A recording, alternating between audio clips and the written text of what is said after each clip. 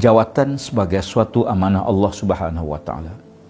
Tuan-tuan sekalian, bila mana kita memohon bekerja, mohon kerja, lalu kita mendapat kerja, alhamdulillah, kita mendapat suatu pekerjaan di tempat yang halal, tempat yang baik, menjadi kaki tangan kerajaan, berarti kita telah pun memikul suatu taklif, suatu tanggungjawab. Sama ada saya yang lagi besar, lagi tinggi, jawatannya lagi besar tanggungjawabnya, lagi besar tanggungjawab dunia dan lagi besar tanggungjawab nanti di hari akhirat. Oleh kerana jawatan ini sebagai suatu amanah Allah Subhanahu wa taala, maka kita mestilah melaksanakan amanah tersebut dengan sebaik mungkin. Allah Subhanahu wa taala menjadikan kita semua sebagai insan atau sebagai kaki tangan yang berada dalam suatu keadaan di mana kita memberi servis perkhidmatan kepada bukan saja kepada manusia, bahkan kepada negara, kepada alam seluruhnya.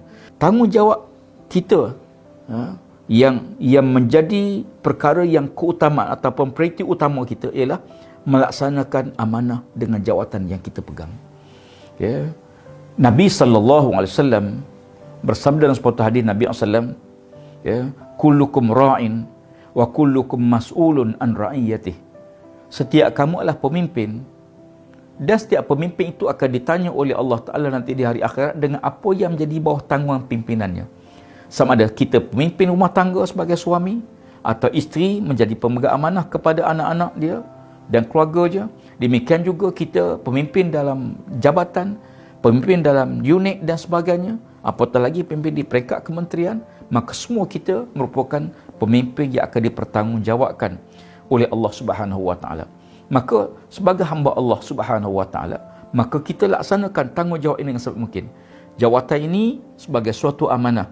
Dengan jawatan ini kita laksanakan tugas. Memang kita dibayar gaji, dibayar allowance dan seumpamanya. Tapi kita tahu bahawa kerja kita bukan semata-mata kerana faktor-faktor yang fizikal ini. Ya, kerana apa yang kita buat, manfaatnya, pahalanya sangat besar. Maka kerana itu bagi saya ialah yang kita berusaha laksanakan tanggungjawab ini, kita buat dengan semungkin. Kalau kita sebagai agensi yang mengawal tentang kewangan, maka kita urus dengan sebaik mungkin. Ya, elak perkara-perkara yang tidak dibenarkan sama ada oleh syarak atau oleh negara, penyelewengan, rasuah, salah guna kuasa dan seumpamanya.